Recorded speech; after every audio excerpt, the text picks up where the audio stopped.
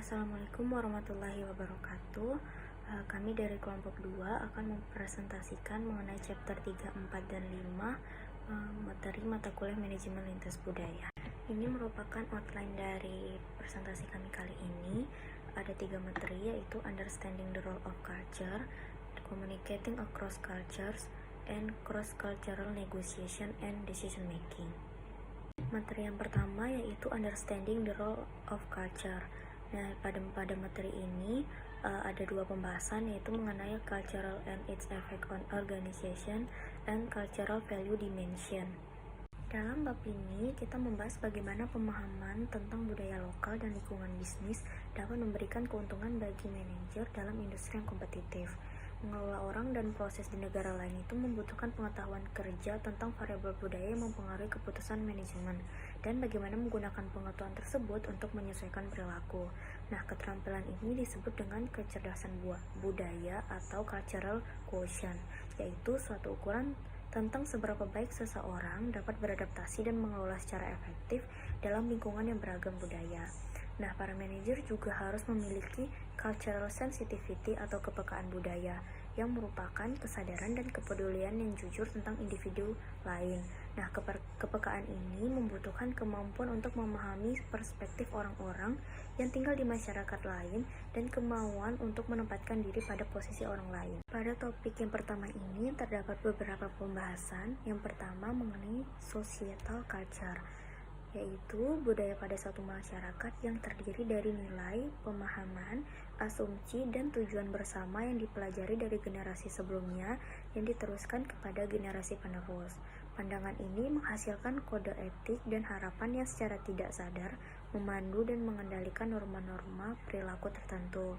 Yang kedua adalah organization culture, yaitu budaya organisasi yang mewakili harapan, norma, dan tujuan yang dimiliki bersama oleh anggota kelompok tersebut. Nah, contohnya bisa kita lihat dari 2 perusahaan ini, yaitu Apple dan IBM atau International Business Machine Corporation. Nah, pada perusahaan IBM, perusahaan ini dianggap sangat formal, hierarki, dan terikat aturan, ya, di mana karyawannya memakai jas dan berinteraksi secara formal. Sedangkan Apple, yang budaya organisasinya sangat organik atau longgar atau informal, karyawannya biasanya menggunakan pakaian yang casual dan berinteraksi secara informal. Selanjutnya adalah pengaruh budaya terhadap manajemen.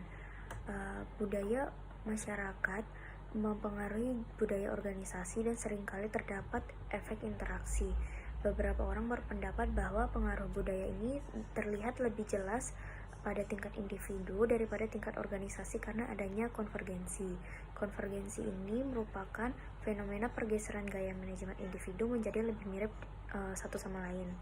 Untuk memiliki kepekaan budaya, manajer internasional itu harus memahami budaya mereka sendiri. Kesadaran ini membantu menjaga agar tidak mengadopsi sikap parokial atau etnosentris. Etnosentris menggambarkan sikap orang-orang yang bekerja dengan asumsi bahwa cara mereka melakukan sesuatu adalah yang terbaik, tidak peduli di mana atau dalam kondisi apa mereka diterapkan. Sedangkan parokial menggambarkan orang-orang yang menilai dunia hanya melalui penglihatan dan perspektif sendiri, tanpa menyadari bahwa orang lain memiliki cara-cara yang berbeda dalam kehidupan dan bekerja. Topik selanjutnya adalah Cultural Value Dimension. Value atau nilai merupakan gagasan masyarakat tentang apa yang baik atau buruk, benar atau salah, yang menentukan bagaimana individu mungkin akan merespon dalam keadaan tertentu. Pada materi kali ini, kami akan menjelaskan 3 dimensi nilai, yaitu Project GLOBE atau Global Leadership and Organization Behavior Effectiveness Cultural Dimension. Yang kedua, Hofstede Value Dimension. Yang ketiga merupakan Trompener's Value Dimensions. Project GLOBE Cultural Dimension. Yang pertama adalah dimensi ketegasan atau assertiveness. Dimensi ini mengacu pada seberapa banyak orang dalam masyarakat diharapkan menjadi tangguh, konfrontatif, dan kompetitif versus sederhana dan lembut. Australia dan Jerman adalah masyarakat yang sangat tegas yang menghargai persaingan. Sedangkan dibanding dengan Swedia dan Jepang, mereka masyarakat yang kurang tegas dan cenderung lebih menyukai hubungan yang harmoni dan hangat serta kooperatif. Dimensi yang kedua adalah future orientation. Dimensi ini mengacu pada tingkat kepentingan yang melekat pada masyarakat, pada perilaku yang berorientasi pada masa depan seperti perencanaan dan investasi masa depan. Negara Swiss dan Singapura ini memiliki dimensi yang tinggi, cenderung menabung untuk masa depan dan memiliki waktu yang lama untuk mengambil keputusan. Sedangkan untuk masyarakat Rusia dan Argentina cenderung merencanakan lebih banyak dalam jangka pendek dan lebih menekankan pada kepuasan yang instan. Dimensi yang ketiga adalah performance orientation. Dimensi ini mengukur pentingnya peningkatan kinerja dan keunggulan dalam masyarakat. Contohnya, Singapura, Hong Kong, dan Amerika ini mendapatkan skor tinggi dalam dimensi ini. Ini berarti bahwa orang cenderung mengambil inisiatif dan memiliki rasa urgensi dan kepercayaan diri untuk menyelesaikan sesuatu. Negara-negara seperti Rusia, Italia memiliki skor rendah dalam dimensi ini, ya, berarti mereka memegang prioritas lain sebelum pertunjukan seperti tradisi, kesetiaan, keluarga, dan latar belakang, dan mereka mengasosiasikan persaingan dengan kekalahan. Dimensi yang keempat adalah human orientation. Dimensi ini mengukur sejauh mana suatu masyarakat mendorong dan menghargai orang karena bersikap adil, murah hati, peduli, dan baik hati. Yang tertinggi dalam dimensi ini adalah Filipina, Irlandia, Malaysia, dan Mesir, yang menunjukkan fokus pada simpati dan dukungan kepada yang lemah. Sedangkan Spanyol dan Prancis yang mendapatkan skor rendah dalam dimensi ini, orang-orang di negara ini lebih mementingkan kekuasaan dan harta benda serta peningkatan diri. Dimensi nilai yang kedua adalah Hofstad's Value Dimension. Dimensi pertama, Power Distance. Power Distance adalah tingkat penerimaan masyarakat tentang distribusi kekuasaan yang tidak merata di lembaga. Di negara yang memiliki jarak kekuasaan yang tinggi seperti Malaysia, Filipina, dan Meksiko, karyawan mengakui otoritas bos hanya dengan menghormati posisi formal individu dalam hierarki, dan mereka jarang melewati rantai komando. Sedangkan di negara yang menunjukkan jarak kekuasaan yang rendah seperti Austria, Denmark, dan Israel, atasan dan bawahan cenderung menganggap satu sama lain sebagai kekuatan yang setara, menghasilkan lebih banyak harmoni, komunikasi, gagasan terbuka, dan kerjasama yang lebih baik. Dimensi yang kedua adalah uncertainty avoidance, mengacu pada sejauh mana orang dalam masyarakat merasa terancam oleh situasi yang ambigu. Negara-negara dengan tingkat penghindaran ketidakpastian yang tinggi seperti Jepang, Portugal, Yunani cenderung memiliki hukum yang ketat yang dipatuhi oleh rakyatnya dan rasa nasionalisme yang kuat. Dalam konteks bisnis, nilai ini menghasilkan aturan yang formal yang dirancang untuk memberikan keamanan lebih dan stabilitas karir yang lebih baik. Sedangkan di negara-negara dengan tingkat penghindaran ketidakpastiannya yang lebih rendah seperti Denmark, Inggris, nasionalisme tidak terlalu berasa dan protes serta kegiatan serupa lainnya dapat ditoleransi. Akibatnya, aktivitas perusahaan menjadi kurang terstruktur dan kurang formal. Beberapa manajer mengambil lebih banyak risiko dan mobilitas kerja yang tinggi adalah hal yang biasa. Dimensi yang ketiga adalah individualism, yaitu mengacu pada kecenderungan orang untuk menjaga diri mereka sendiri dan keluarga dekat mereka dengan sedikit penekanan pada kebutuhan masyarakat. Fokus utamanya adalah pada individu atau keluarga inti. Di negara-negara yang menghargai individualisme seperti Amerika Serikat, Inggris, Australia, demokrasi, inisiatif individu dan prestasi sangat dihargai. Hubungan individu dengan organisasi adalah salah satu kemandirian pada tingkat emosional jika tidak pada tingkat ekonomi.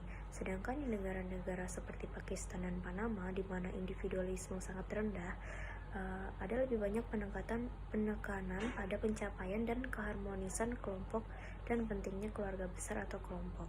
Dalam masyarakat seperti itu, ada kerangka sosial yang ketat, ketergantungan emosional pada kepemilikan organisasi, dan kepercayaan yang kuat pada keputusan kelompok. Dimensi yang keempat adalah masculinity, yaitu mengacu pada derajat nilai-nilai tradisional maskulin seperti ketegasan, materialisme, dan kurangnya perhatian pada orang lain yang berlaku dalam masyarakat.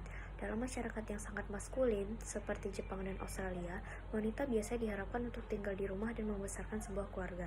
Sedangkan di negara yang maskulinitasnya rendah, seperti Swiss dan Selandia Baru, konflik dan stres kerja itu berkurang dan lebih banyak perempuan dalam pekerjaan yang tingkat tinggi dan berkurangnya kebutuhan akan ketegasan. Kalau Amerika Serikat terletak agak di tengah, karena wanita Amerika biasanya didorong untuk bekerja dan keluarga seringkali bisa mendapatkan dukungan untuk seperti bantuan dari orang lain untuk menitipkan anak, misalnya melalui pusat penitipan anak dan cuti melahirkan. Dimensi nilai ketiga adalah Trompener's Value Dimension. Dimensi pertama yaitu universalism versus particularism. Dalam dimensi ini, Trompeners menemukan bahwa pendekatan universalistik menerapkan aturan dari sistem secara objektif tanpa mempertimbangkan keadaan individu, sedangkan pendekatan partikularistik yang lebih umum di Asia dan Spanyol menempatkan kewajiban pertama pada hubungan dan lebih subjektif. Trompener menemukan bahwa orang-orang dalam masyarakat partikularistik lebih cenderung menyampaikan informasi orang dalam kepada seorang teman daripada mereka yang berada dalam masyarakat universalistik. Dimensi yang kedua adalah netral versus afektif. Fokusnya adalah pada orientasi hubungan emosional. Orang Italia, Meksiko, dan Cina akan mengungkapkan emosi secara terbuka, bahkan dalam situasi bisnis. Sedangkan orang Inggris, Jepang menganggap pertunjukan seperti itu tidak profesional. Mereka akan dianggap lebih sulit untuk dibaca daripada orang Italia, Meksiko, dan Cina. Dimensi yang ketiga adalah achievement versus ascription.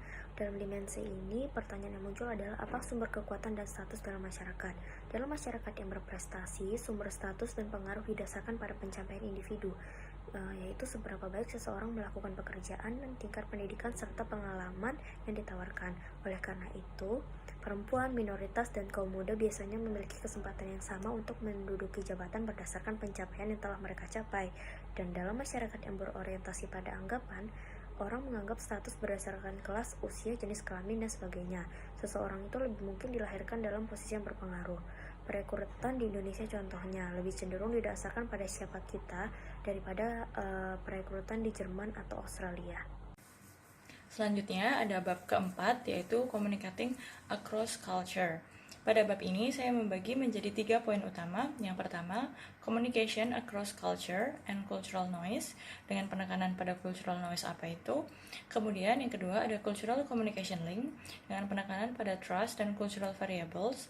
Kemudian yang ketiga ada Managing Cultural Communication in a Nutshell. Kemudian materi pertama ada communication across culture dan cultural noise. Communication process yang berada di bagian ini adalah bagaimana proses komunikasi dari sender kepada receiver. Kemudian di antara proses tersebut terdapat noises yang pada materi ini khususnya berasal dari perbedaan budaya. Dan noises ini dapat mengganggu proses ketersampaian pesan dan proses komunikasi atau dapat merubah arti pesan dari pengirim dan penerima menjadi tidak sesuai. Selanjutnya adalah penjelasan lebih detail mengenai apa itu cultural noise. Sumber-sumber dari cultural noise ada banyak sekali. Beberapa contoh di sini adalah perbedaan value, perbedaan bahasa, perbedaan behavior, perbedaan gender, dan berbagai hal lain yang berhubungan dengan budaya dan keseharian kita. Contoh yang paling mudah ialah perbedaan bahasa. Yang saya beri contoh di sini ialah pengalaman saya sendiri. Dalam bahasa Jerman, khususnya Swiss Jerman, istilah untuk kata lelah dan kata mengantuk itu hanya satu kata, yaitu müde. Sementara dalam bahasa Indonesia, bahasa kita menjelaskan bahwa mengantuk dan lelah itu adalah dua hal berbeda. Sesederhana perbedaan bahasa atau ketidaksamaan istilah seperti ini sudah dapat menjadi sumber dari sebuah cultural noise. Selanjutnya kita masuk ke materi kedua, yaitu Culture Communication Link, utamanya mengenai trust dan cultural variable. Di sini ada sebuah saying dari James R. Roughton yang mengatakan bahwa the key ingredients of a successful alliance is a trust. And the next question is, what is the key for trust? Saya akan menjelaskan di next slide. Untuk membangun sebuah alliance yang kuat atau berhasil, kunci untuk membangun trust di sebaliknya ada 3 poin. Di sini yang pertama ada clear and calculated basis for mutual benefit. Kita harus berusaha se-clear mungkin dan kita harus mengutamakan konsep untuk mutual benefit agar kedua pihak yang terlibat sama-sama merasa diuntungkan dan dalam prosesnya keduanya memiliki kejelasan dan tidak terjadi perbedaan pendapat karena ketidaksesuaian penyampaian yang tidak jelas. Kemudian yang kedua ada improve predictability. kita harus memastikan bahwa dalam proses berkomunikasi dan membangun rasa kepercayaan, kita meminimalkan poin-poin atau hal-hal yang bersifat multitafsir dan membuat lawan bicara kita atau partner kita memiliki celah-celah untuk salah mengartikan. Kemudian yang ketiga ada membangun mutual bonding. Semakin kuat mutual bonding antara satu sama lain, maka tentu saja trust antara satu sama lain juga akan menjadi semakin kuat. Minimal adanya ketidaksesuaian, minimal adanya perbedaan arti, dan juga kita dapat meminimalkan cultural noise yang telah disebutkan di materi sebelumnya. Kemudian selanjutnya saya akan menjelaskan contoh bagaimana sebuah perusahaan membangun trust antar pegawainya atau antar staffnya meskipun mereka berasal dari berbagai culture yang berbeda. Contoh yang saya ambil ialah Google.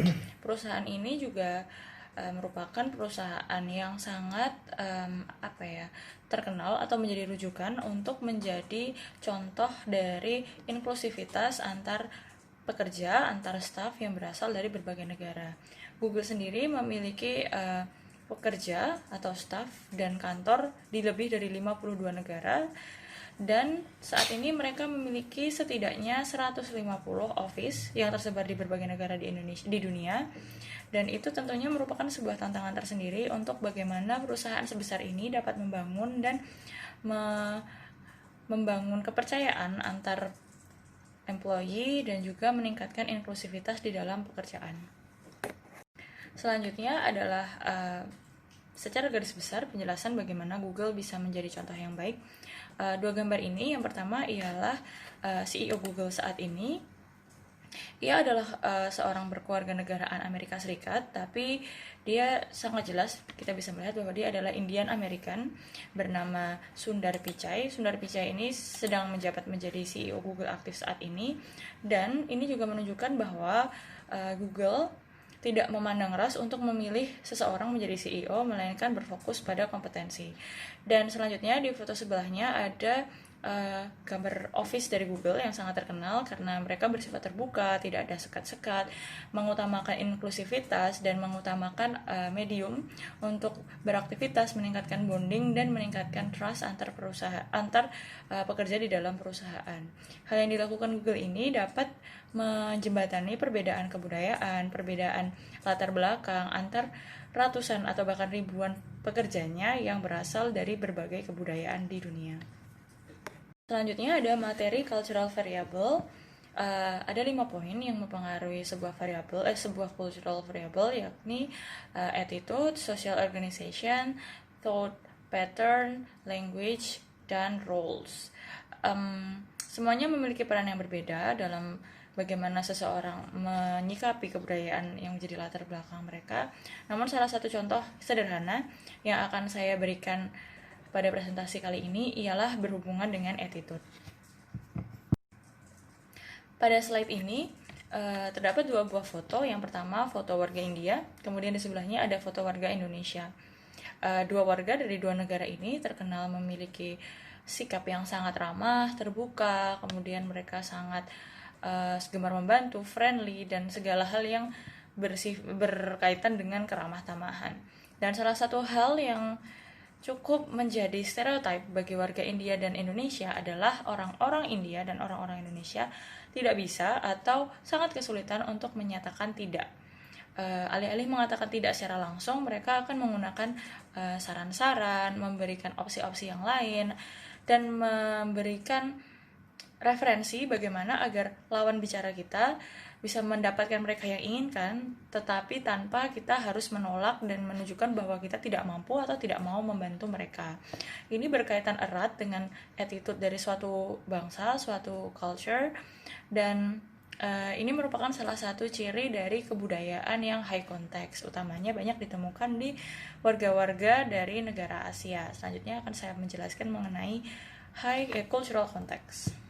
Di slide ini terdapat tabel yang menunjukkan apa itu dan siapa saja negara yang termasuk pada high context dan low context dalam hal berkomunikasi. Negara-negara high context seperti yang saya sudah sebutkan seperti sebelumnya, ada India, ada Indonesia, di sini juga ada Jepang dan Middle East.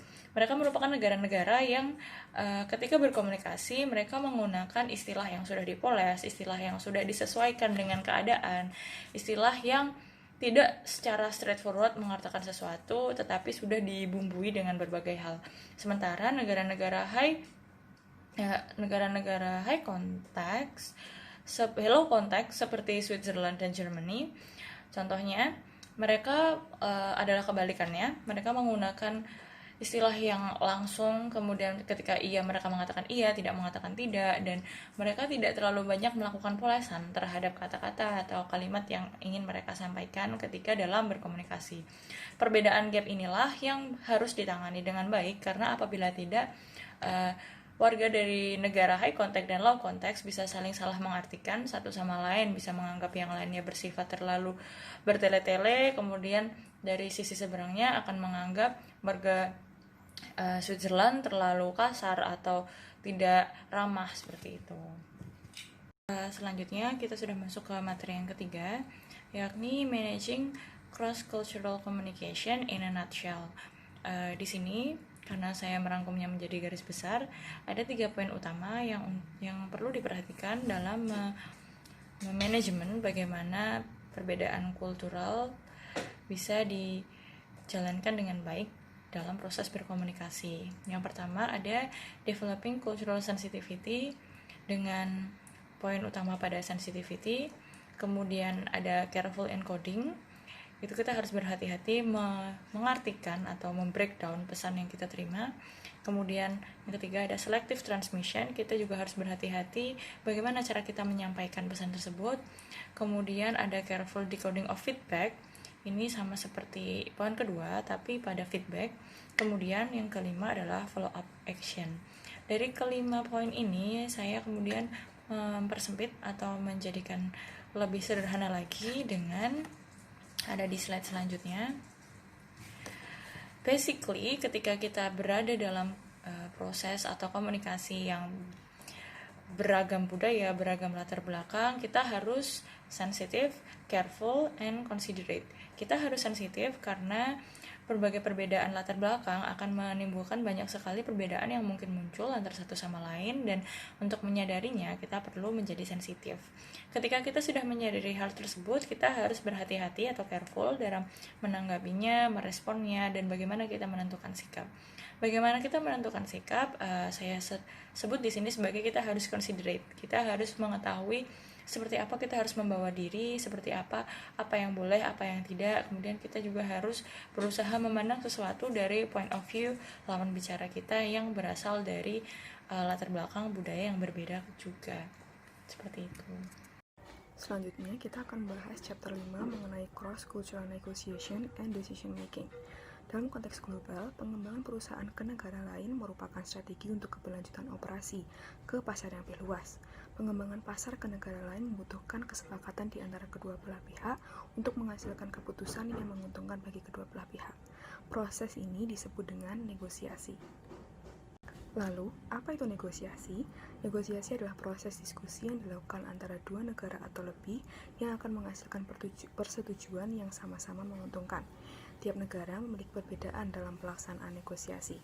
Perbedaan tersebut antara lain jumlah persiapan yang harus dilakukan sebelum melakukan negosiasi, penekanan pada penugasan dan hubungan antar negara, memperhatikan masalah spesifik tiap negara, dan memperhatikan keberlangsungan manusia saat ini dan di masa depan. Pelaksanaan negosiasi sudah cukup sulit dilakukan, meskipun dengan individu yang memiliki latar belakang yang sama. Negosiasi internasional memberikan tantangan yang lebih kompleks lagi dalam proses negosiasi. Dalam proses negosiasi, kita perlu menghindari pemikiran cognitive similarity, di mana asumsi yang dimiliki tiap orang pasti sama, padahal asumsi belum tentu sama, dan hal itu dipengaruhi oleh budaya masing-masing negara. Negosiasi internasional semakin menantang karena munculnya stakeholder dalam proses negosiasi. Kepentingan stakeholder harus dimasukkan dalam keputusan negosiasi yang kemudian harus menyesuaikan dengan masyarakat di home country dan di host country. Terdapat 5 proses untuk pelaksanaan negosiasi, yaitu preparation, relationship building, exchange task-related information, persuasion, dan yang terakhir adalah concession dan agreement. Tahap pertama dalam proses negosiasi adalah preparation. Adanya perbedaan budaya, bahasa, dan perbedaan lingkungan di tiap-tiap negara, seorang negosiator harus menyesuaikan diri dengan perbedaan yang ada di tiap negara dan membandingkan dengan perbedaan di negara sendiri. Hal ini disebut dengan perbandingan profil negara atau comparing profiles. Hal yang harus dipersiapkan oleh seorang negosiator pada masa preparation adalah menciptakan negotiating teams yang sesuai dengan keadaan negara yang akan dituju. Yang kedua, mengumpulkan faktor yang dapat menambah informasi terhadap profil negara tujuan dengan melakukan research terlebih dahulu. Tahap kedua adalah relationship building, yaitu dengan menjalin kontak dengan host country dan membangun kepercayaan sebelum masuk untuk melakukan proses transaksi dan diskusi. Proses ini dilakukan dengan non-task sounding atau dengan menjalin hubungan yang baik dan memunculkan proses negosiasi yang efektif. Setelah muncul hubungan yang baik, tahap selanjutnya adalah membangun proses negosiasi yang efektif, yaitu dengan mengetahui sudut pandang dari negara lain atau dari negara host country untuk menunjukkan sikap saling memahami antara kedua belah pihak, sehingga mendorong proses negosiasi yang memberikan alternatif keputusan yang baik karena diskusi negosiasi yang saling memahami situasi negara. Persiapan awal untuk mencapai efektivitas adalah dengan memosisikan diri sebagai host country atau melakukan role reversal. Selanjutnya adalah tahap persuasion atau proses tawar-menawar untuk mempengaruhi salah satu pihak agar mendapat hal-hal yang lebih dengan menghilangkan kepentingan lainnya. Cara yang dapat dilakukan adalah dengan proses yang baik, namun ada juga dengan proses yang negatif, dengan membentuk situasi yang menekan oponen secara fisik maupun psikologi dan menggunakan non-verbal message. Tahap selanjutnya dan juga tahap terakhir adalah membentuk konsesi, yaitu dengan menyampaikan bagian penting pada saat proses negosiasi. Mengapa hanya bagian penting? Agar negara oponen yang membentuk gambaran keseluruhan pada saat proses negosiasi tersebut. Setelah itu, mereka membentuk perjanjian antara dua belah pihak, yang mana proses ini berbeda tiap negara, tergantung budaya yang mereka percayai. Sebagai contoh adalah Indonesia, di mana kita membuat perjanjian harus menggunakan tanda tangan basah, sehingga hal itu masih valid dan diterima secara valid. Tiap negara memiliki ciri khas masing-masing dalam melakukan proses negosiasi.